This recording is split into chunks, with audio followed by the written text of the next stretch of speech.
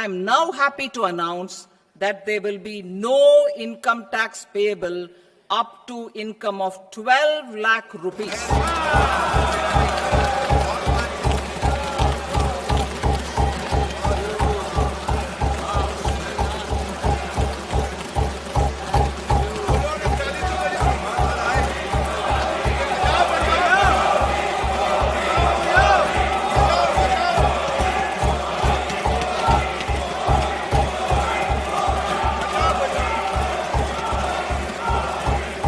I am now happy to announce that there will be no income tax payable up to income of 12 lakh rupees.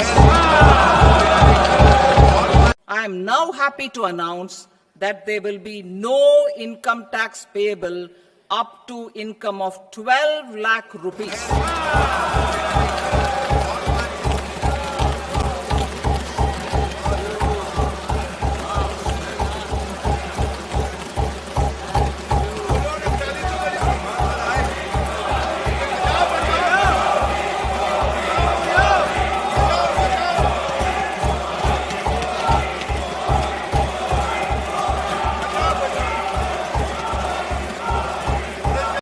देश के इतिहास का एक बहुत महत्वपूर्ण बजट निर्मला जी ने आज पार्लियामेंट में पेश किया है। ये जो बजट की विशेषता ये है कि हमारी इकोनॉमी को एक्सेलरेट करने वाला ये बजट है।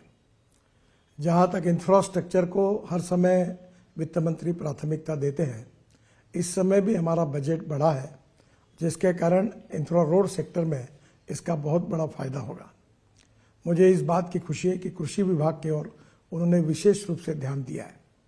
तिलहन हो, विशेष रूप से तेल बिया हो, इसके उत्पादन कैसे बढ़े और किसान आत्मनिर्भर कैसे बने, इसका भी विचार किया गया है।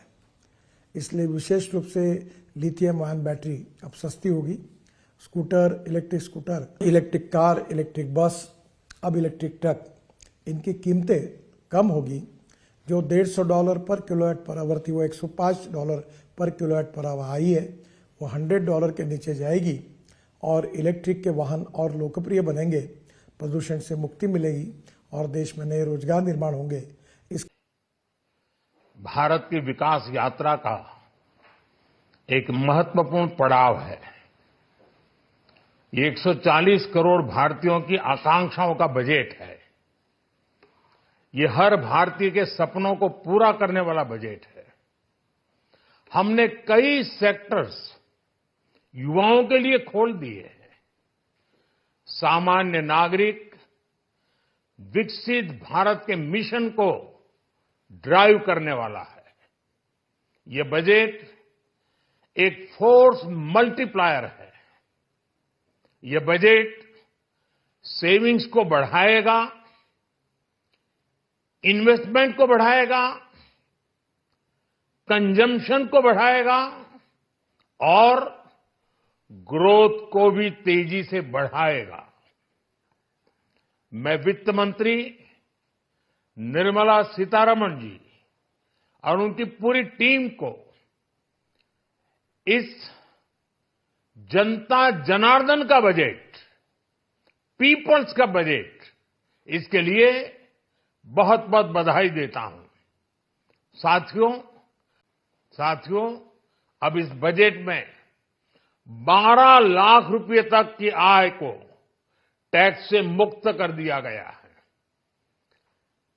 सभी आय वर्ग के लोगों के लिए टैक्स में भी कमी की गई है।